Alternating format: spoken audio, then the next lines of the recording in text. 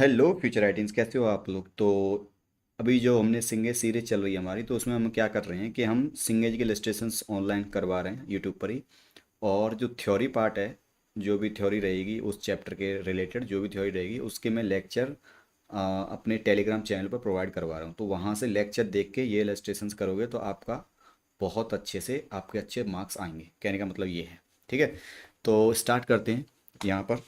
तो पहला ही क्वेश्चन है, a particle moves in x Y plane according to scheme x equal to this and y equal to this where t is time, find the equation of path of particle, so the path of the graph. तो जो equation आएगी, जो particle की path की equation आएगी, उसका फिर graph भी बनाना है। ठीक है, तो देखो इस टाइप के क्वेश्चन होते हैं जिसमें एक्स वाई प्लेन या एक्स वाई जेड प्लेन जो भी होता है, तो वहाँ पर जो आपका कोऑर्डिनेट्स होता है ना, जैसे एक्स एंड वाई कोऑर्डिनेट्स, वो किसी तीसरे मतलब किसी दूसरे वेरिएबल पर डिपेंड करते हैं। जैसे यहाँ पर टी पर डिपेंड कर रहे हैं ना, टी पर इस तरह से डिपेंड कर रहे हैं। तो ऐसे जेड वाला भी हो सकता है, वो भी टी पर डिपेंड कर रहा हो। तो जब आप इक्वेशन ऑफ पाथ निकालते हो या फिर ट्रेजेक्ट्री निकालते हो, उस केस में आपको ये टी उड़ाना होता है सिर्फ एक्स वाई या फिर जेड। ये ओनली पूरी इक्वेशन में ये रहने चाहिए, ऑन एंड कांस्टेंट रहने चाहिए। मतलब जो ट्रेजेक्ट्री आती है वो सिर्फ फंक्शन होती है आपका f of x y comma z. बाकी कोई भी वेरिएबल इसमें नहीं रहेगा। ठीक है, इक्वल टू जीरो, इस टाइप की होती है। ये होती है आपकी ट्रेजेक्ट्री या पाथ, पाथ और ट्रेजेक्ट्री।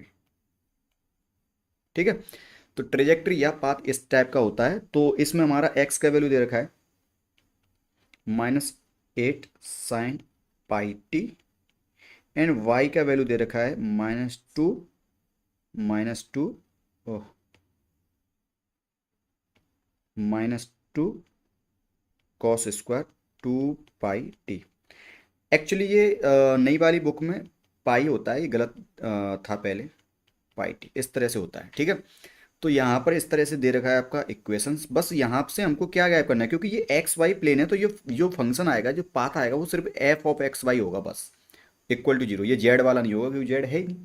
तो मुझे बस एक्स वाई का एक रिलेशन लेके आना है bye eliminating this pi T and pi T, मतलब टाइम का जो फंक्शन है इसको एलिमिनेट करना है। तो कैसे कर सकते हो भाई। तो यहाँ से मैं वाई को ऐसे लिख सकता हूँ, y equal to -2 cos square को लिख सकता हूँ 1 minus sine square pi t. अब आपको कुछ दिख रहा होगा कि यहाँ से अगर साइन π/2 की वैल्यू निकाल लूँ मैं, वो आ जाएगी आपकी -x/8। दिख रहा है ना। तो बस यहाँ पर साइन π/2 की वैल्यू यहाँ से रख दो तो आपका आंसर आ जाएगा। तो y equal to -2, 1 minus minus अंदर रहेगा तो वो x² अपॉन 16 हो जाएगा। देख लो, अरे ठीक है। अब इसको थोड़ा सा और सॉल्व करोगे तो ये आ जाएगा आपका y equal to -2 plus x² upon 32। इस टाइप का इक्वेशन आ जाएगा आपका। ठीक है, अब आपको आपको ऐसा दिख रहा होगा, अब ये तो आपकी इक्वेशन ऑफ ट्रेजेक्ट्री आ गई। ठीक है, इस तरह से आ गई। लेकिन अभी मुझे यहाँ पर पाथ या ट्रेजेक्ट्री जो भी, अभी मुझे यहाँ पर इसका ग्राफ भी निकालना है, क्योंकि ग्राफ किस टाइप का होगा, मतलब सो the path on a graph, मतलब किस टाइप का पाथ होगा पार्टिकल फॉलो कर रहा होगा। ठीक है, तो इसको भी कर लेते हैं भाई। तो ये आपको कुछ ऐसा दिख रहा होगा कि इसको मैं ऐसे कर लेता हूँ।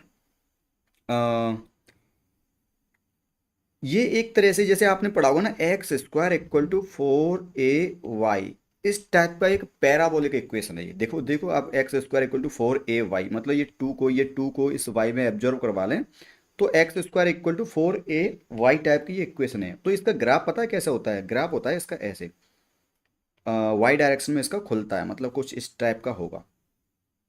ठीक है, इस टाइप का होता है। ओके, ठीक है। लेकिन अभी ये वाला कोऑर्डिनेट्स कैसे निकालेंगे भाई, ये वाले कोऑर्डिनेट्स भी निकाल सकते हैं हम। कैसे निकालेंगे, तो देखो इस वाले कोऑर्डिनेट यहाँ इस वाले पॉइंट पे देखते हैं। इस वाले पॉइंट पे किसकी वैल्यू जीरो होगी, एक्स की जीरो होगी वैल्यू। एक्स की वैल्यू क्या होगी, जीरो। ठीक है, एंड वाई की वैल्यू निकाल सकते हैं इस वाली इक्वेशन से। इसमें x equal to zero put करोगे तो वाई क्या आ जाएगा, -2। तो इसका मतलब ये यहाँ पर एक आएगा -2। अब ऐसे ही यहाँ पर निकाल लोगे आप। यहाँ पर कैसे निकालोगे भाई, तो यहाँ पर देखो, यहाँ पर क्या जीरो, आपका वाई जीरो रहेगा। तो वाई जीरो पुट करेंगे इस वाली इक्वेशन में।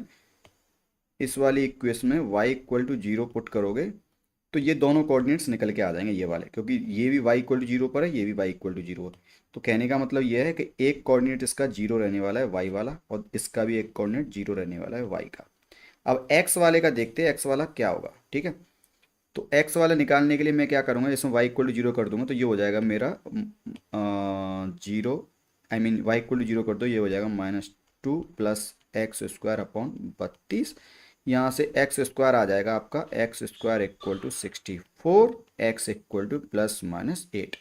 तो एक तो +8 का मतलब ये यहाँ पर रहेगा और -8 इधर रहेगा। तो ये कुछ इस टाइप का पाथ होगा और इस तरह से इसके कोऑर्डिनेट्स भी आ सकते हैं कि वाई एक्सेज पर एंड एक्स एक्सेज पर किस तरह से पॉइंट कट कर रहे होंगे। तो ये वाला जो पॉइंट होता है इसको कुछ कुछ बोलते हैं, मैथमेटिक्स पढ़ लेना, वहाँ पर पैराबोलिक वाली पैराबोला है ये, ठीक है, एक तरह से मतलब पैराबोलिक इक्वेशन थी ये, पैराबोलिक। तो क्वेश्चन में ये आ जाता है कि किस टाइप का पाथ होगा, तो वहाँ पर ऐसे भी ऑप्शन है, एलिप्स, सर्किल, पैराबोला या स्ट्रेट। तो वहाँ पर आपको किस पर क्लिक करना है, पैराबोला। पैराबोला अगर आपका ऑप्शन आ रहा है तो वहाँ पैराबोला क्लिक करना है, ठीक है, ओके। या फिर इस तरह की इक्वेशन आ रही तो वो क्लिक कर देनी है, ठीक है। तो ये क्वेश्चन आपका हो गया। नेक्स्ट क्वेश्चन करते हैं।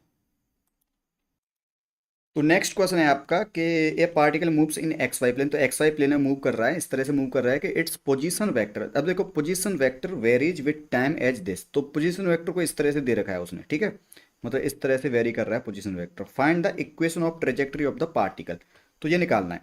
तो वैसे अगर एक्स वाई प्लेन में आपको पता है पोजीशन, वैसे तो दे रखा है, ये इतना दे रखा है कि पोजीशन इस तरह से होता है, लेकिन आपने देखा होगा एक्स वाई प्लेन में पोजीशन का वेक्टर क्या होता है, वो होता है आपका x I cap plus Y J cap, ये होता है, ठीक है। अगर जी भी, जी डायरेक्शन भी होती है, यहाँ पर जेड वाला भी टर्म होता तो वो हो जाती है फिर जेड जे कैप, सॉरी के कैप, ठीक है। तो यहाँ पर आप देखोगे कि आपका x इस तरह से वेरी कर रहा है, जैसे x कंपेयर करोगे तो x तो आपका इस तरह से वेरी कर रहा है, y आपका इस तरह से वेरी कर रहा है। तो x हो गया आपका, x हो गया आपका 2 sin 3t एंड y हो गया आपका 2 1 - cos 3t। यहाँ से आप निकाल लोगे sin 3t equal to x/2 and यहाँ से निकाल लोगे cos 3t equal to y/2 या 1 - y/2, इस टाइप का आएगा, देख लो y/2 हो जाएगा, 1 - cos, तो ये हो जाएगा 1 - y/2। अब आपको ये देख के कुछ कुछ लग रहा होगा कि ये sine theta equal to x/2 है, यहाँ पर cos theta equal to 1 - y/2 है। तो अब इसको आपके लिए होमवर्क है, तो आप कैसे निकालोगे, इसको करोगे, this is homework for you, ठीक है। इसमें थोड़ा सा मैथमेटिक्स लगेगा, आपको पता है इक्वेशन जो भी आएगी, जिस चीज़ की इक्वेशन आ रही है वहाँ पर लिख देना कि ये इस टाइप का मतलब जो भी इक्वेशन आ रही है उसका पता कर लेना क्या क्या वो इक्वेशन है, मतलब सर्किल की इक्वेशन इलिप्स है या क्या है, ठीक है। तो वहाँ पर अगर इलिप्स आ रही है तो इलिप्स की इक्वेशन आ रही है तो इलिप्स आंसर कर देना, ठीक है। नेक्स्ट क्वेश्चन करते हैं। तो नेक्स्ट क्वेश्चन है आपका, a particle moves from point A to B in a path as shown in figure if the position of vector of r1 and r2 making an angular theta with between them are given, find the magnitude of displacement. तो जैसे O, यहाँ पर O कोई reference point है, O के respect में A point पर particle था, A पॉइंट पर जिसकी पोजीशन वेक्टर r1 था, तो A पॉइंट से B पॉइंट पर गया है। तो आपको पता है डिस्प्लेसमेंट क्या होता है, ए से बी के लिए डायरेक्ट एक वेक्टर लगा दो। तो कहानी ये है आपकी कि ये आपका ए पॉइंट है और इसका पोजीशन वेक्टर है r1 वेक्टर और दिस इज ओ, और एक आपका बी पॉइंट है, ठीक है, बी पॉइंट है, बी का पोजीशन वेक्टर है आपका r2। और पूछा है कि ए पॉइंट से जब पार्टिकल बी तक जा रहा है तो उसके बीच डिस्प्लेसमेंट क्या होगा। तो हमें पता है डिस्प्लेसमेंट क्या होता है, डायरेक्ट एक लाइन होती है इस तरह से, ठीक है, इस तरह से, ठीक है। तो हमें यही निकालना, और ये मान लो इसको बोल देता हूँ डेल्टा आर वेक्टर। तो आपको पता होगा जैसे कि और ये एंगल बन रहा है, ए और बी के बीच एंगल बन रहा है थीटा मान लो, ठीक है। तो जैसे आपको पता है vector vector law, vector addition law क्या होता है, वेक्टर एडिशन लॉ बोलता है कि O A vector plus A B vector equal to O B vector. तो यहाँ से आप देखोगे मतलब ऐसे दो वेक्टर ऐसे जा रहे हैं तो एक तीसरा वेक्टर ऐसे जा रहा है, तो ये तीसरा वेक्टर होगा, इन दोनों का ऐड होगा, ठीक है। आप ऐसे चल के गए फिर ऐसे चल के आ गए, अब डायरेक्ट यहाँ तक पहुँच गए, तो ये वाला वेक्टर होगा इन दोनों वेक्टर के एडिशन के बराबर होगा।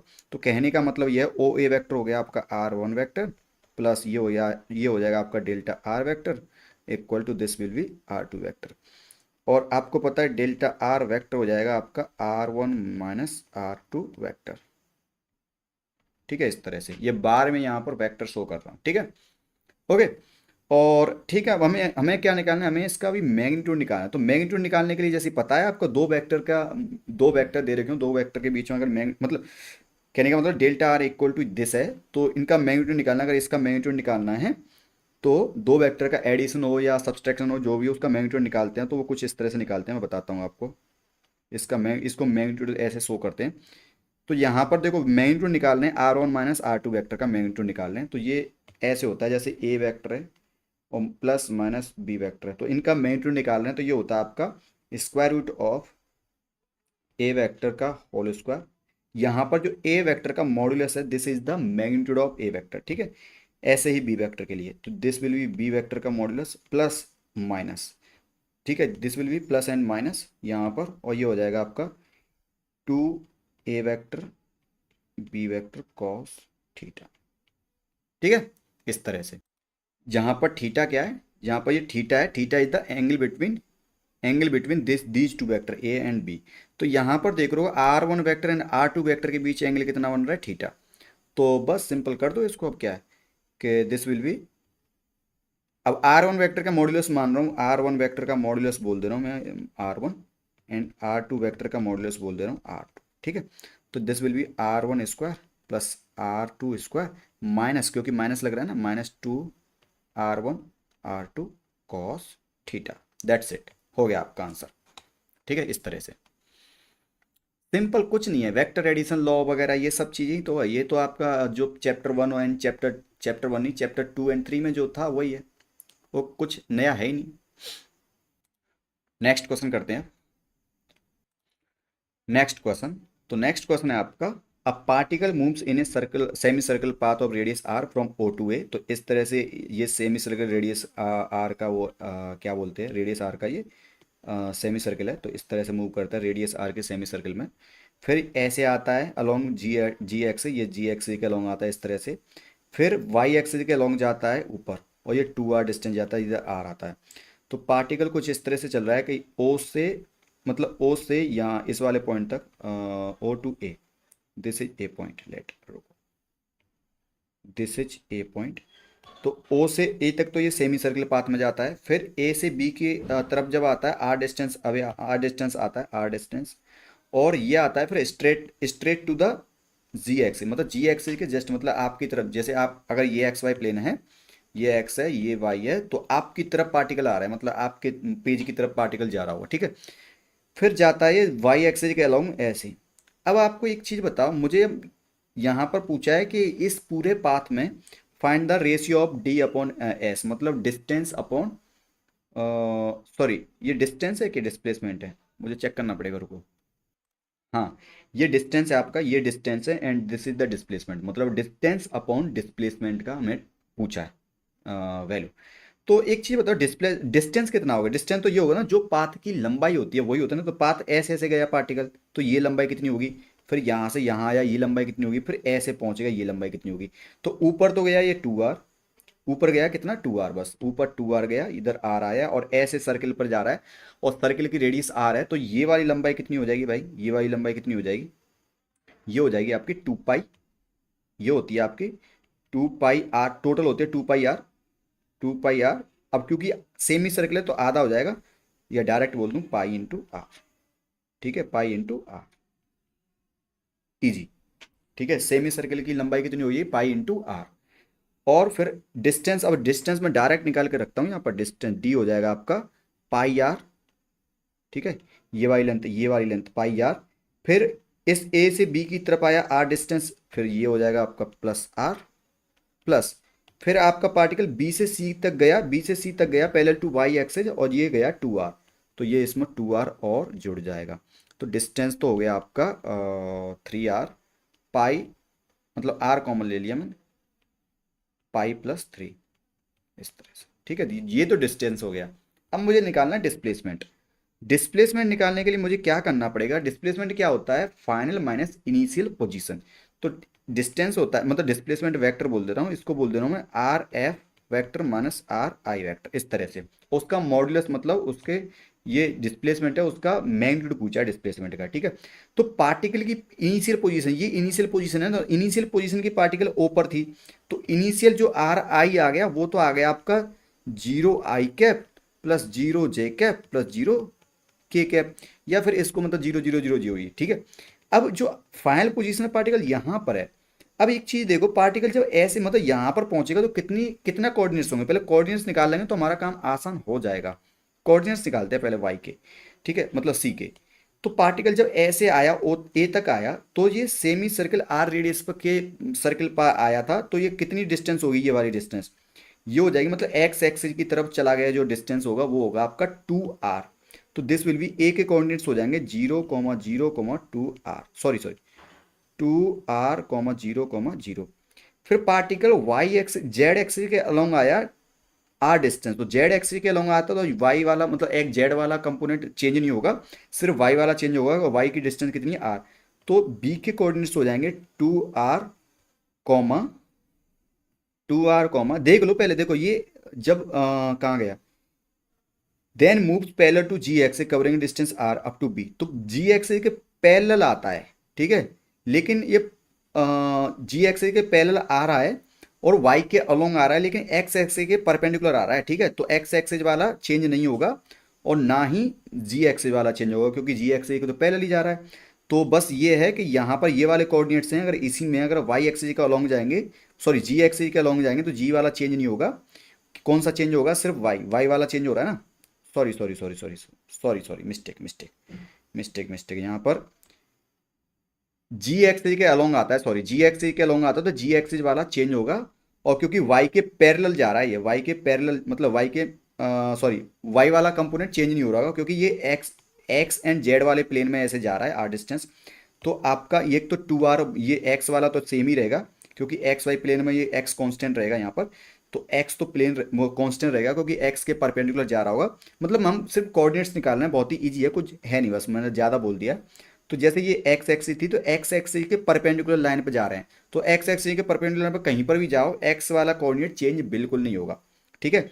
और यहाँ पर देखो y भी चेंज नहीं हो रहा है आपका, y अब एक्स वाई प्लेन में आप कहीं भी जाओ, ये एक्स वाई प्लेन है ये वाला, तो एक्स वाई प्लेन में कहीं भी जाओ आपका y भी चेंज नहीं होने वाला, ठीक है। तो y तो चेंज नहीं रहेगा, तो ये जीरो रहेगा, लेकिन आप जेड एक्सिस में कितनी डिस्टेंस गए हैं r, ठीक है। फिर इसके बाद हो गए हैं बी पॉइंट, ये बी के कोऑर्डिनेट्स आ गए, बी के बाद आप गए हैं सी पॉइंट पर 2r डिस्टेंस और वाई एक्सिस के अलोंग। तो वाई एक्सिस के अलोंग जा रहे हो आप, वाई एक्सिस के अलोंग जा रहे हो, लेकिन आप एक्स वाई प्लेन में जा रहे हो और जेड चेंज नहीं हो रहा है, तो जेड तो बी पर, बी से सी में परपेंडिकुलर जा रहे हो, एक्स जेड के प्लेन मतलब एक्स और जेड के प्लेन के परपेंडिकुलर जा रहे हो, तो उसमें ना तो आपका जेड कंपोनेंट चेंज होगा ना ही एक्स कंपोनेंट चेंज होगा, ठीक है। तो आपका सिर्फ वाई वाला कंपोनेंट चेंज होगा, और वाई वाला कंपोनेंट कितना चेंज हो रहा है, ये वाली डिस्टेंस कितनी है 2r। तो सी के कंपोनेंट्स आ जाएंगे, सॉरी कोऑर्डिनेट्स आएंगे 2r,2r,r। तो ये आगे इसके कोऑर्डिनेट्स सी के, मतलब हमें फाइनल पोजीशन पता लग गई। अब हमें इनिशियल पोजीशन नहीं पता है, तो हमें सिर्फ ओ सी जो हम निकालेंगे, हम ओ सी जो निकालेंगे, जो ओ सी निकालेंगे वही आपका डिस्प्लेसमेंट वेक्टर होगा, उसका मैग्नीट्यूड निकालेंगे तो डिस्प्लेसमेंट का मैग्नीट्यूड आ जाएगा, ठीक है। ओके, तो यहाँ पर देखो एस वेक्टर हो जाएगा आपका आर एफ मतलब 2r i कैप प्लस, या फिर डायरेक्ट ओ सी कर देते ना, ये मतलब ये क्या है, डायरेक्ट ओ सी है ना, मतलब ओ सी वेक्टर। तो ओरिजिन से और सी पॉइंट का डायरेक्ट वेक्टर, तो जैसे 2r में से यहाँ पर जीरो जाएगा, 2r में से जीरो जाएगा, r में से जीरो जाएगा, तो ये हो जाएगा आपका 2r i cap plus 2r j cap plus r k cap. अब क्योंकि हमें मैग्नीट्यूड निकालना है, मैग्नीट्यूड का ये पूछा है ना, रेशियो पूछा है, तो मैग्नीट्यूड निकालना पड़ेगा। तो मैग्नीट्यूड हो जाएगा इसका 4r² plus 4r² plus r², तो ये हो जाएगा 4 and 4 9 9 9 9 3r, ये हो जाएगा, ठीक है। अब d/s हो जाएगा आपका, मतलब s का मैग्नीट्यूड वही ds हो जाएगा, d/s, ये s इक्वल टू s का s वेक्टर का मॉडुलस, इस तरह से समझ सकते हो। तो ये हो जाएगा आपका r पाई प्लस 3/3r, तो r से r कट जाएगा, तो ये हो जाएगा 1 प्लस पाई/3। दैट्स इट, हो गया आपका आंसर, ठीक है। आई होप ये आपको समझ में आ गया होगा। आगे बढ़ते हैं। नेक्स्ट क्वेश्चन तो काफ़ी इजी है, नेक्स्ट क्वेश्चन तो काफ़ी इजी है। तो पार्टिकल ऐसे सर्कुलर मोशन कर रहा है, तो इसको तो खुद कर लेना। आई थिंक जब पार्टिकल ऐसे ऐसे मूव कर रहा हो तो कितना डिस्प्लेसमेंट एंड कितना डिस्टेंस कवर होगा, जब पार्टिकल फुल सर्किल करेगा एंड हाफ सर्किल करेगा। तो हाफ सर्किल में ये वाली जो लेंथ, ये तो लेंथ हो जाएगी सिंपल, और ये कितनी लेंथ हो जाएगी, अगर आर रेडियस है तो कितनी लेंथ हो जाएगी, टू पाई आर, अभी कराया था ना, पाई आर। और ये लेंथ कितनी हो जाएगी, ये हो जाएगी आपकी टू आर। ठीक है, ये वाली अगर आर रेडियस है तो डिस्प्लेसमेंट तो हो जाएगा आपका टू आर, एंड ये वाली लेंथ हो जाएगी आपकी पाई आर। ठीक है, हाफ वाले में। और फुल सर्किल में क्या होगा भाई, फुल सर्किल में पार्टिकल ए से चला और ए पर ही आ गया, तो डिस्प्लेसमेंट तो जीरो हो गया। लेकिन ए से चला, पूरा पूरा सर्किल कवर किया, तो डिस्टेंस हो जाएगी आपकी टू पाई आर। तो हो गया ये। ये हो जाएगा आपका डिस्प्लेसमेंट, हाफ सर्किल में डिस्प्लेसमेंट हो जाएगा टू आर, और फुल सर्किल में डिस्प्लेसमेंट जीरो हो जाएगा। हाफ सर्किल में डिस्टेंस हो जाएगी पाई आर, और फुल सर्किल में डिस्टेंस हो जाएगी two pi R. That's it, हो गया। आगे बढ़ते हैं। नेक्स्ट क्वेश्चन भी काफी इजी सा ही है। A train travels from city A to city B with a constant speed of 10 meter per second and return back to city A with a constant speed of 20 meter per second. Find its average speed during its entire journey. तो मैं बता दूं, जैसे एक point A है, तो ए से दूसरा पॉइंट बी है, ए से बी तक आप जा रहे हो, ए से बी तक जा रहे हो, ऐसे गए आप, तब आप गए कम से कम स्पीड आपकी 10 मीटर पर सेकेंड से गए, V1। जब आप लौट के आ रहे हो सेम डिस्टेंस कवर कर रहे हो, लेकिन लौट के जब आ रहे हो तब आपकी वेलोसिटी थी या वी थी, वी मतलब स्पीड थी, वो थी आपकी 20 मीटर पर सेकेंड। ठीक है, मतलब स्पीड थी आपकी 20 मीटर पर सेकेंड। तो एवरेज स्पीड पूछा है, क्या होगा भाई। तो एवरेज जो स्पीड होता है, एवरेज वी एवरेज जो होता है, वी एवरेज जो होता है वो होता है आपका total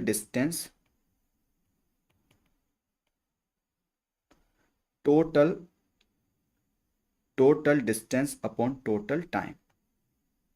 this is very simple formula.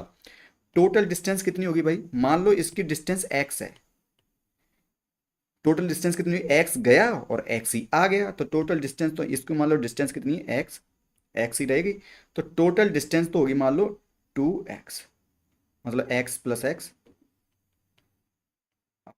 Distance पूछा है, टोटल डिस्टेंस है, ठीक है, तो x गया x आया 2x।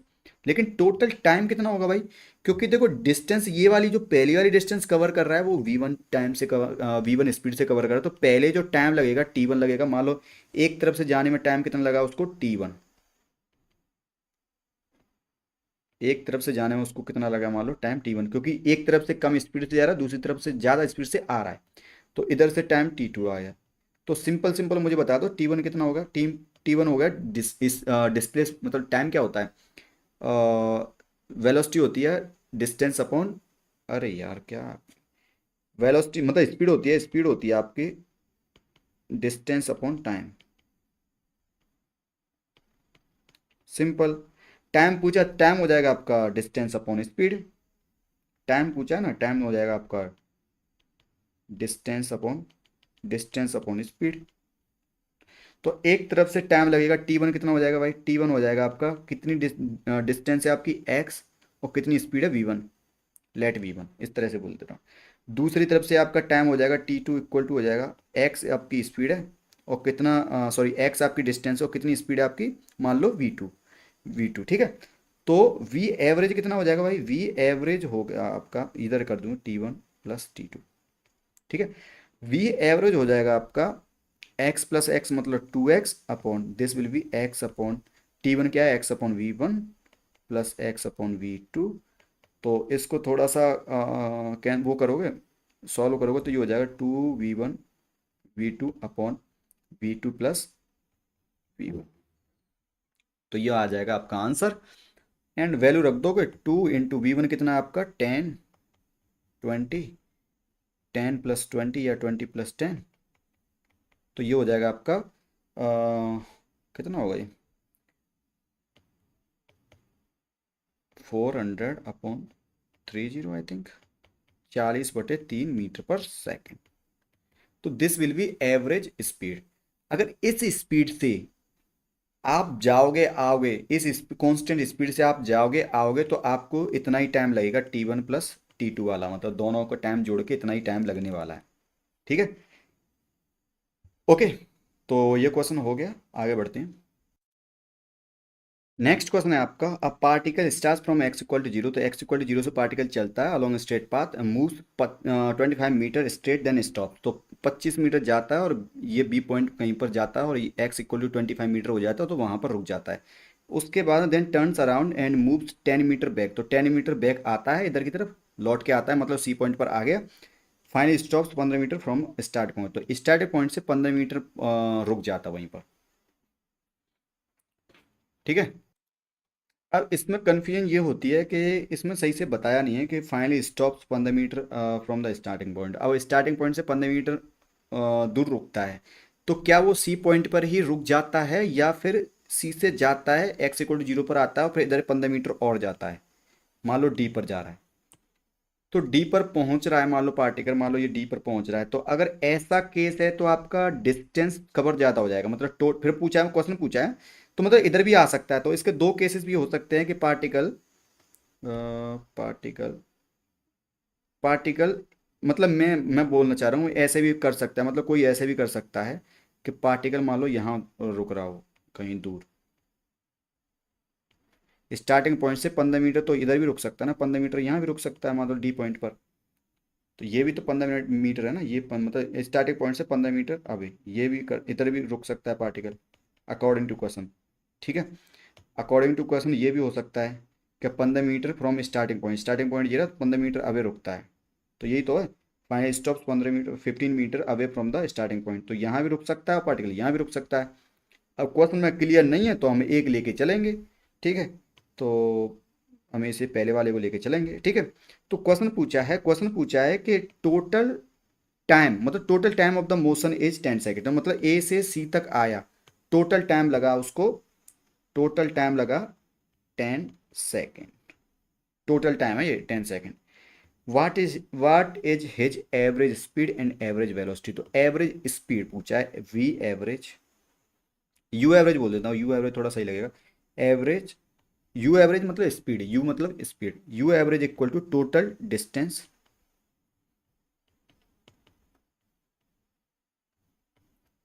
Upon total time.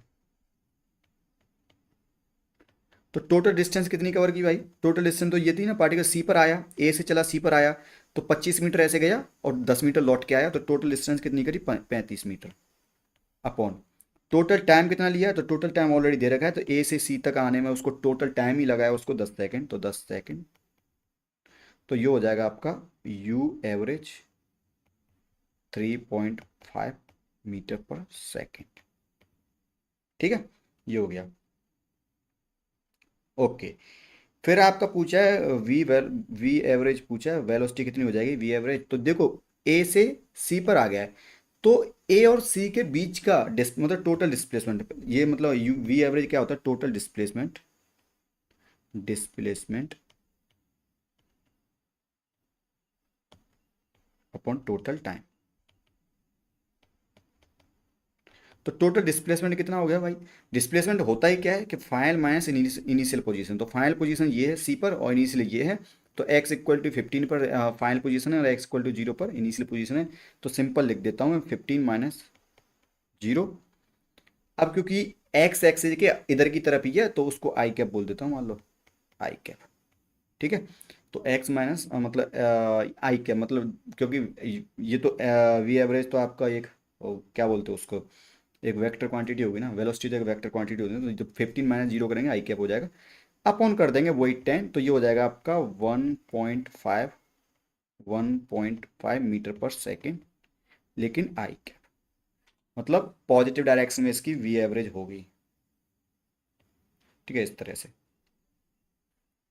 ठीक है, ओके देन, सही किया ना मैंने। ठीक है, अब मान लो पार्टिकल यहाँ पर आता, पार्टिकल अगर यहाँ आता, मान लो डी पर आता, तो कैसे निकालेंगे, ये आपके लिए होमवर्क है। अगर मान लो डी पर आए तो इसके लिए आपका होमवर्क है, मतलब D 15 meter away from the A point, तो कैसे होगा वो आपको डी पर, मतलब डी पर पार्टिकल होगा तो वहाँ पर आपको इसका टोटल मतलब average velocity and average speed निकालना है। ओके, तो ये क्वेश्चन हो गया है आपका, आगे बढ़ते हैं। ओके, तो नेक्स्ट क्वेश्चन है आपका, a car move moving along a straight line moves with a constant velocity v1 for some time, तो किसी टाइम के लिए v1 वेलोसिटी से जाता है, फिर नेक्स्ट सेम टाइम के लिए v2 वेलोसिटी से जाता है। What is the average velocity of the car? तो जैसे मान लो पार्टिकल या कार ए पॉइंट से बी पॉइंट तक गई, बी पॉइंट तक गई, मान लो टी टाइम के लिए, दोनों टाइम इक्वल है ना, टी टाइम के लिए गई और कितनी वेलोसिटी से जा रही है? v1 से। फिर नेक्स्ट आपका बी से सी गई, मान लो ये बी से सी गई, लेकिन यहाँ पर वेलोसिटी v2 रहती है इसकी, लेकिन टाइम सेम रहता है। तो पूछा है कि what is the average velocity of the car? तो वी एवरेज अभी निकाला था, वी एवरेज डायरेक्ट ऐसे ही लिख देता हूँ। वी एवरेज हो जाएगा total displacement, total displacement, total displacement को मैं ऐसे लिख देता हूँ, मतलब कैपिटल एस, कैपिटल एस मतलब टोटल डिस्प्लेसमेंट, कैपिटल एस, ठीक है, अपॉन कैपिटल टाइम। अगर स्मॉल लिख रहा हूँ तो छोटा डिस्प्लेसमेंट छोड़ो, उसे क्या है, ठीक है। तो total displacement upon total time, तो टोटल डिस्प्लेसमेंट कितना हो जाएगा भाई? ए से बी तक गए कितना डिस्प्लेसमेंट है, फिर बी से सी तक गए कितना डिस्प्लेसमेंट है, और दोनों केसों वो स्ट्रेट लाइन पर जा रही है, वो स्ट्रेट लाइन पर जा रही है, तो मतलब ऐसे ही जा रही है।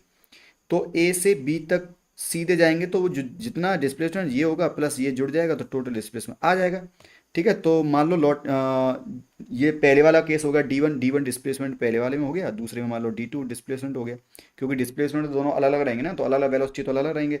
तो डिस्प्लेसमेंट पता ही है हमको, distance into sorry velocity into speed into time, sorry speed नहीं, वेलोसिटी इंटू इंटू टाइम, ठीक है, यही रहेगा ना डिस्प्लेसमेंट। ठीक है, तो डिस्प्लेसमेंट कितना हो जाएगा भाई? डी वन में डिस्प्लेस एस वन बोल देता हूँ, सॉरी एस वन थोड़ा सही लगेगा, S one small S one, ठीक है, एस टू, ठीक है, स्मॉल मतलब एक एक वेलोसिटी, मतलब एक ही पार्टिकल एक ही मोशन किया है तो वहीं पर, लेकिन अगर बहुत सारे मोशन कर रहा है कि यहाँ से यहाँ गया, यहाँ से यहाँ गया, तो टोटल डिस्प्लेसमेंट को कैपिटल एस लिख रहा हूँ, ठीक है। ओके देन, तो एस वन हो जाएगा आपका velocity V one into T, S two हो जाएगा आपका velocity V two into T, इस तरह से। तो टोटल डिस्प्लेसमेंट हो जाएगा आपका एस वन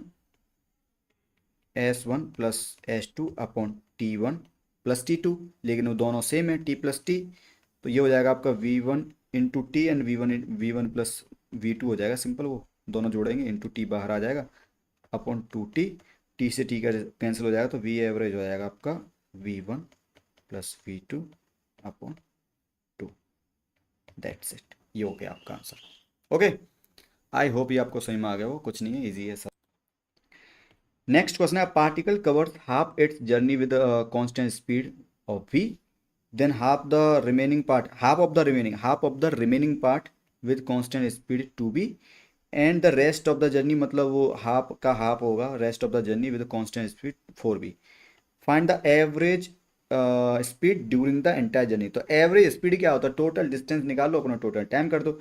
तो मान लो ये टोटल डिस्टेंस जो कवर की है वो है डी, क्योंकि एक ही लाइन, मतलब एक स्ट्रेट लाइन जा रहा है ना, स्ट्रेट जा रहा है, स्ट्रेट पार्टिकल जा रहा है, तो उसमें से जो हाफ डिस्टेंस है, मान लो ये वाली हाफ डिस्टेंस होगी डी बाई टू डिस्टेंस, ये पार्टिकल करता है वेलोसिटी वी से, ठीक है, और हाफ का हाफ करता है ये वाला मान लो ये वाला हाफ का हाफ, ये मतलब ये टोटल तो डी है, मान लो टोटल डी है इस तरह से, तो हाफ का जो हाफ पार्ट है वो करता है टू बी से, तो ये वाली डिस्टेंस करता है मतलब डी वाई फोर, ये डी वाई फोर हो जाएगा, डी वाई टू का भी आधा हो जाएगा डी वाई फोर, तो ये करता है आपका पार्टिकल टू बी से। फिर जो हाफ का भी हाफ, मतलब ये बचा कुचा पार्ट है ये वाला, मतलब ये वाला करता है डी वाई फोर डिस्टेंस करता है टू बी से, एंड डी वाई टू करता है वी से, एंड जो हाफ बचा और भी हाफ का भी हाफ बचा है जो, वो करता है फोर बी से, और डी वाई टू इसकी डिस्टेंस है। तो क्वेश्चन में पूछा है what is the average speed during entire time, तो सिंपल सीधी सी बात है कि डिस्टेंस अलग है, वेलोसिटी अलग है, तो सबका टाइम भी अलग अलग होगा। तो मान लो पहला टाइम लगा आपका टी वन, दूसरा टाइम लगा आपका टी टू, तीसरा टाइम लगा आपका टी थ्री। तो टी वन कैसे निकालेंगे? तो सिंपल टी वन निकालेंगे, आपका डिस्टेंस अपॉन वेलोसिटी निकालेंगे, मतलब या डिस्प्लेसमेंट अपॉन वेलोसिटी, क्योंकि स्ट्रेट लाइन में जा रहा है तो वही डिस्प्लेसमेंट होता है, वही आपका डिस्टेंस होता है, तो कुछ फर्क नहीं पड़ता है। तो टी वन आ जाएगा आपका डिस्टेंस अपॉन डिस्टेंस या डिस्प्लेसमेंट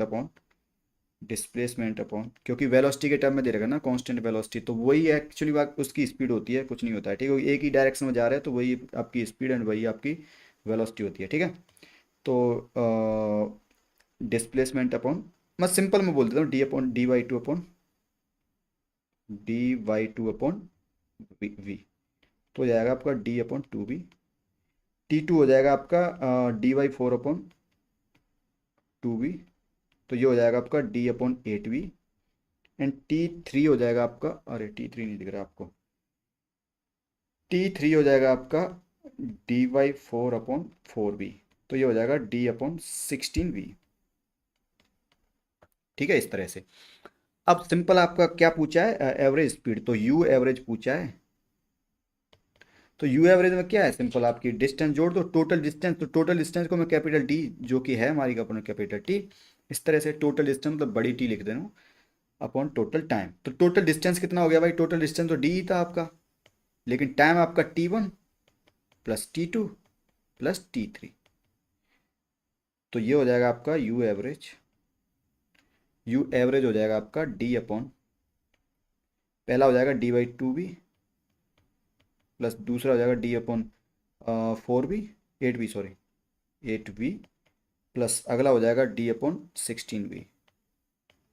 इसको जब सॉल्व करोगे तो D से कैंसिल हो जाएगा, V ऊपर चला जाएगा तो V ऊपर आ जाएगा और 16V ऊपर आएगा, शायद 16V ऊपर आ जाएगा, और इधर हो जाएगा आपका नीचे 2 के ऊपर हो जाएगा आपका 16 है तो 8 प्लस 4, हाँ सॉरी 2, 8 प्लस 2 प्लस 1, तो यू एवरेज हो जाएगा, अरे ये तो मैथमेटिक्स है, इसको क्या ही करूँ मैं यार, 8 प्लस 2 16, कितना हो जाएगा 11, 16V/11, यही होगा आई थिंक आंसर, ठीक है। ओके, तो काफ़ी इजी सा क्वेश्चन था, कोई ज़्यादा ऐसे टफ क्वेश्चन है नहीं मतलब, और यही आपके जी मेंस में आ जाते हैं, सिंपल सिंपल से क्वेश्चन। अगर आपकी प्रैक्टिस अच्छी है तो आप कर लोगे, नहीं होगी तो आप कहीं ना कहीं कंफ्यूज हो जाओगे, और क्या है। ओके, आगे बढ़ते। ओके, तो नेक्स्ट क्वेश्चन है आपका, a point transferred half the distance with velocity V0, the remaining part of the distance was covered with velocity V1 and half the time, हाँ रुको रुको, half the distance was covered with velocity V1, तो मतलब half distance cover करता है V1 से, मतलब देखो, पहली हाफ कवर करता है V0 से, नेक्स्ट वाली जो remaining part of the distance was covered with velocity V1 for half time, मतलब कुछ टाइम के लिए V1 से तय करता है, then with velocity V2 for other half of the time, find the average speed of the point average over the whole time of the motion. तो simple है, कुछ है नहीं इसमें। तो जैसे मान लो टोटल डिस्टेंस डी है, टोटल डिस्टेंस कितनी है डी, ऐसे लिख दे रहा हूँ कैपिटल डी। तो जैसे हाफ डिस्टेंस कवर करता है, मतलब हाफ डिस्टेंस ये D/2 कवर करता है वेलोसिटी V0 से, ठीक है, V0 से D/2 कवर करता है। उसके बाद क्या करता है, उसके बाद जब पार्टिकल जाता है तो हाफ टाइम के लिए, तो मान लो इस वाले प्रोसेस में टाइम लगा, इसको मान लो T1, ठीक है। नेक्स्ट वाले प्रोसेस में इसको टाइम लगेगा T2 मतलब डिफरेंट डिफरेंट टाइम लगेंगे, क्योंकि वो बोल रहा है कि ये जो बाकी की डिस्टेंस है ना, ये वाली बाकी की डिस्टेंस, तो बाकी के डिस्टेंस में आधा टाइम मतलब कोई D1 डिस्टेंस, मतलब D1 डिस्टेंस मान लो कोई, यानी यहाँ यहाँ तक गया पार्टिकल और ये D1 डिस्टेंस है, मान लो यहाँ से यहाँ तक D1 डिस्टेंस है, तो D1 डिस्टेंस कवर करता है वो मान लो T2 टाइम से, ठीक है। तो नेक्स्ट जो डी, मतलब नेक्स्ट जो डिस्टेंस होगी D-D1 हो जाएगी ना, D/2 डिस्टेंस जो होगी वो करेगा सेम टाइम से।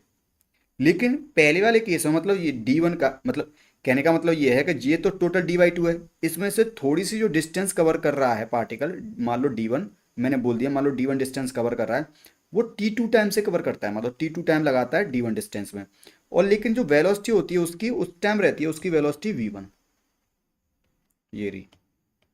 फिर नेक्स्ट जो पार्ट होता है वो जो, मतलब नेक्स्ट वाला पार्ट जो होता है D/2 - D1 कर देंगे, नेक्स्ट वाला पार्ट जो होगा D/2 - D1, ये वाली जो डिस्टेंस कवर करता है सेम टाइम में कवर करता है, लेकिन वेलोसिटी रहती है इसकी V2, ठीक है। तो आपको निकालना है यहाँ पर, आपको निकालना है find the average speed of the point average over the whole time. तो सिंपल है कि यू एवरेज निकालना हो, यू एवरेज, तो total distance upon total time. Total distance मान लो डी, डी तो ले रखी थी, और टोटल टाइम कितना हो गया, T1 plus T2 plus T3। ठीक है, ओके देन डी, T1 कैसे निकालोगे भाई, T1 तो सिंपल निकल जाएगा, डिस्टेंस अपॉन वेलोसिटी हो जाएगी, तो D/2 अपॉन वी नोट, इस तरह से, तो D अपॉन 2 V0 हो जाएगा प्लस। अब ये कैसे निकालोगे भाई, T2 कैसे निकालोगे, T2 आ जाएगा D1 upon V1, D1 upon V1, D1 upon V1। ठीक है, प्लस वो हो जाएगा आपका 1/V2, मतलब D-2/V2 हो जाएगा, तो ये हो जाएगा आपका 1/V2, और ब्रैकेट में D/2 माइनस D1। ठीक है, इस तरह से ये हो गया आपका। ये तो आपको सिंपल सिंपल आंसर आ गया है यहाँ पर।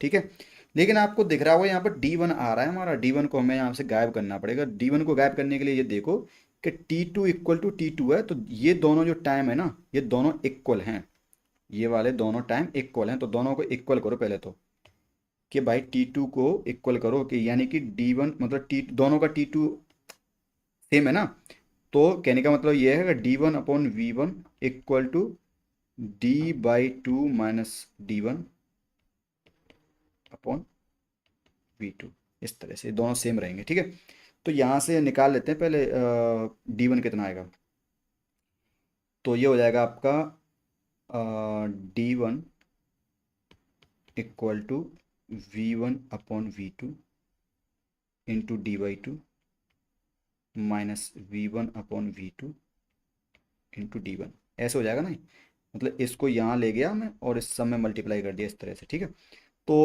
अब मैं क्या करूँ, इस वाले पार्ट को इधर लेके आऊँगा और D1 कॉमन ले लूँगा, तो ये हो जाएगा D1 कॉमन ले लिया, ये हो जाएगा 1 minus V1 upon V2 equal to हो जाएगा V1 अपॉन V2 D/2। ठीक है, यहाँ से D1 आ जाएगा, यहाँ से D1 आ जाएगा। ठीक है, अभी मैं V2 कॉमन ले लेता हूँ इसमें से, तो ये हो जाएगा आपका V2 minus V1 upon V2 आएगा, तो V2 से V2 कैंसिल हो जाएगा, ये हो जाएगा V1 D/2, तो D1 हो जाएगा आपका V1 upon V2 minus V1 into D/2। अच्छा, इसको क्योंकि ये T3 सेम ही है, इसको यहाँ पर देखो, यहाँ पर देखो, ये T2 ही है, T2 ही है, तो इसको मैं 2T2 कर लेता हूँ, इसको छोड़ो थोड़ा सही लगेगा, 2T2, बस मुझे T2 की वैल्यू रखनी है यहाँ पर, क्योंकि T2 निकालने के लिए मुझे अभी D1 एंड ये सब की जरूरत पड़ती। तो यहाँ पर T2 कैसे निकलेगा, अब देखो D1 पता लग गया मुझे, D1 पता लगेगा, और T1 क्या था आपका, T2 क्या था, T2 था आपका D1 अपॉन V1। अब D1 की वैल्यू कर देंगे, तो V1 की वैल्यू पुट करेंगे, तो ये हो जाएगा आपका D upon 2V2 minus V1, मतलब इस वाली वैल्यू को यहाँ पुट करोगे तो V1 से V1 कट जाएगा, और D upon 2V1 V2 minus V1 बचेगा। ठीक है, अब यू एवरेज आ जाएगा आपका, D अपॉन 2V0 प्लस, अब 2T2 है, तो एक 2 कट जाएगा, तो D upon V2 minus V1 ऐसे हो जाएगा।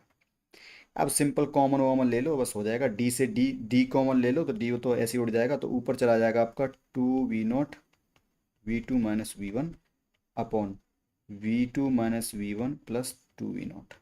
शायद यही आंसर होगा, आप देख लेना। ठीक है, अगर कोई साइन वाइन की गड़बड़ होगी तो खुद देख लेना। ठीक है, ओके, तो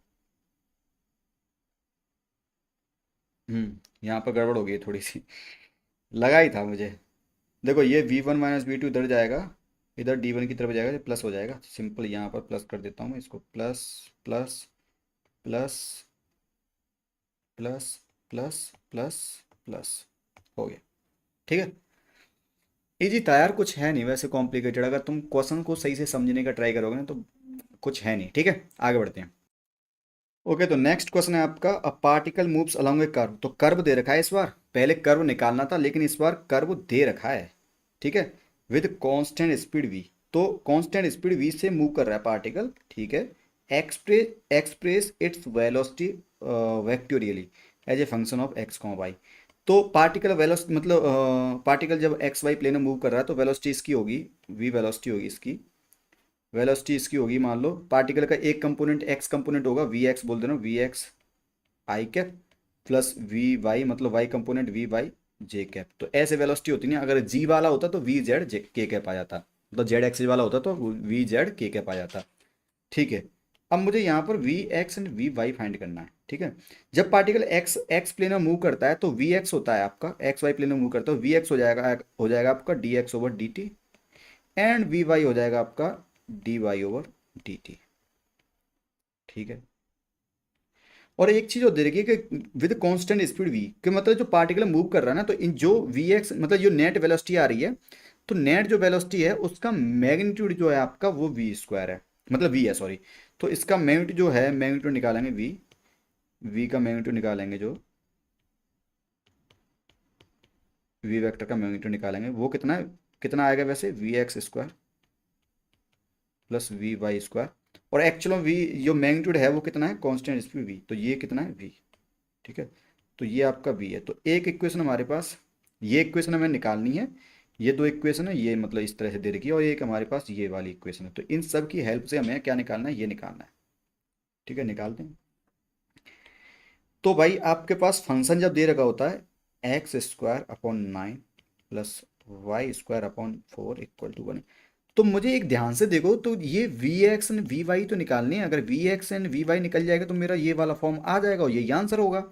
तो ऐसा निकालने के लिए तुम्हें क्या करना पड़ेगा, हमारे पास यही इक्वेशन दे रखी है, बस ऐसा क्या करना पड़ेगा कि ये इस टाइप का कुछ बन जाए। तो यहाँ पर एक चीज़ देखो कि D X over D T है, मतलब टाइम का डेरिवेटिव है यहाँ पर, और यहाँ पर हमारे पास एक फंक्शन है। तो इसका अगर टाइम डेरिवेटिव करेंगे हम तो कुछ ऐसा दिख जाएगा हमको, तो करते हैं, देखो टाइम डेरिवेटिव, तो ये आ जाएगा 2x D X over D T, तो ये हो गया। प्लस वाई का करेंगे, वाई वाले पार्टी करेंगे तो ये हो जाएगा 2y D Y over D T upon 4, और आएगा इधर 9 आएगा, इधर 4 आएगा, इक्वल टू इधर 0 आ जाएगा, क्योंकि 1 का डिफरेंशिएशन क्या होता है, 0, ठीक है। तो ये हो जाएगा आपका 2 से 2 कैंसिल हो जाएगा, तो ये हो जाएगा x upon 9 into V X, plus ये हो जाएगा आपका y अपॉन 2 से 2 कैंसिल हो जाएगा तो y upon 4 into V Y equal to 0। तो यहाँ से आ गया आपका V X equal to minus 9/4 y upon X V Y, this is the relation between these two. तो एक रिलेशन ये रहा और एक रिलेशन ये रहा, इन दोनों की मदद से मुझे देखो दो अननोन दिख रहे हैं यहाँ पर, बस एक्स वाई तो यहाँ पर कोऑर्डिनेट्स हैं, तो वो तो ऑलरेडी दे रखे हैं यहाँ पर, ठीक है, इस तरह से। तो बस आपके ये V X and V Y unknown है, बस यही निकालने हैं हमें in terms of X and Y and V. तो सिंपल क्या करेंगे, इसको यहाँ से यहाँ पुट कर देते हैं। तो एक्चुअली ये वाली वैल्यू हो जाएगी V X square plus V Y square equal to V square, इस तरह से। तो इसको यहाँ पुट कर देंगे तो ये वाली इक्वेशन हो जाएगी, मतलब इसको यहाँ पुट कर देंगे तो ये वाली इक्वेशन हो जाएगी 81/16 Y square upon X square V Y square plus V Y square equal to V square, ठीक है। तो ये हो जाएगा आपका 16 प्लस, मतलब इसको सॉल्व करोगे तो ये हो जाएगा आपका 7/9 Y square upon X square V Y square equal to 16 V square, okay. ये हो जाएगा, गलती होगी यहाँ पर, ये एक्स वाला पार्ट इधर जाएगा तो ये इस तरह से जुड़ेगा नहीं, हमने गलत कर दिया। तो ये हो जाएगा आपका 18, मतलब वी स्क्वायर कॉमन ले लेते हैं इसमें, तो वी वाई स्क्वायर कॉमन ले लिया तो ये हो जाएगा 81 Y square plus 16 X square, इस तरह से। तो वी वाई हो जाएगा आपका, वी वाई स्क्वायर हो जाएगा आपका 16 V square upon 18 Y square plus 16 X square. अब इसका स्क्वायर रूट लेना पड़ेगा क्योंकि वी वाई ऐसे दे रखा है, तो वी वाई इक्वल टू हो जाएगा plus minus 4v upon square root of 81 Y square plus 16x²। This is the V Y in terms of V. लेकिन मुझे अभी वी एक्स भी निकालना पड़ेगा। तो वी एक्स क्या था आपका? वी एक्स था आपका माइनस, वी एक्स था आपका -9/4 y/x वी वाई। तो वी एक्स इक्वल टू हो जाएगा -9/4 into y/x into V Y हो जाएगा आपका +/-4y/√81 y² प्लस 16x²। अब देखो यहाँ पर माइनस का मल्टीप्लाई करोगे प्लस माइनस, तो ये ऊपर वाला माइनस हो जाएगा, नीचे वाला प्लस हो जाएगा। तो ये हो जाएगा आपका V X equal to minus plus 4 से 4 कट जाएगा, ये 4 से 4 कट जाएगा और 9 इधर चला जाएगा। तो -+9 y/√18 y² प्लस 16x²। तो ये आपका वी एक्स आ गया, ये वी वाई आ गया। तो वी वेक्टोरियल फॉर्म में आ जाएगा V X I cap plus V Y J cap, that's it. ठीक है। तो वी एक्स यहाँ से रख देना, वी वाई यहाँ से ना, बस आई कैप एंड जे कैप का मल्टीप्लाई कर देना। तो ये वेक्टोरियल फॉर्म में आ जाएगा आपका आंसर। ओके।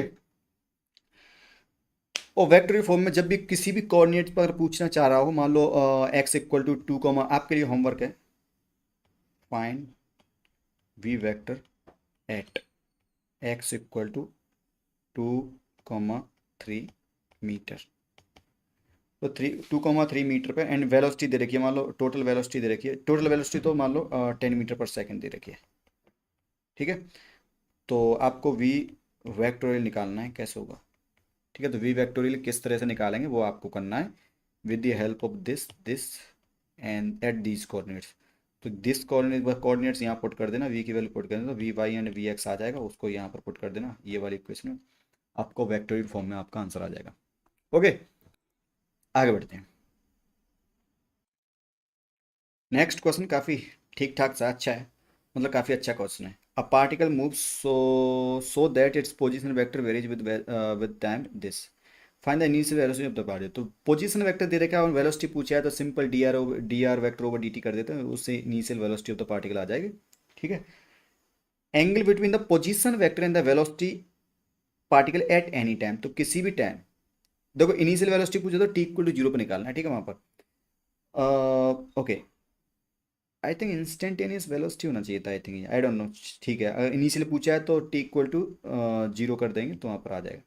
ओह वेट, ओके। तो हाँ, तो angle between the position vector and speed at any instant, तो जो इंस्टेंटेनियस वेलोसिटी होती है उसी का मैग्नीट्यूड जो होता है ना, वो इंस्टेंटेनियस स्पीड होती है। ठीक है। तो करते हैं इसको। तो आर वेक्टर दे रखा है आपका, आर वेक्टर दे रखा है A cos omega T I cap plus A sine omega T J cap, ये दे रखा है आर वेक्टर।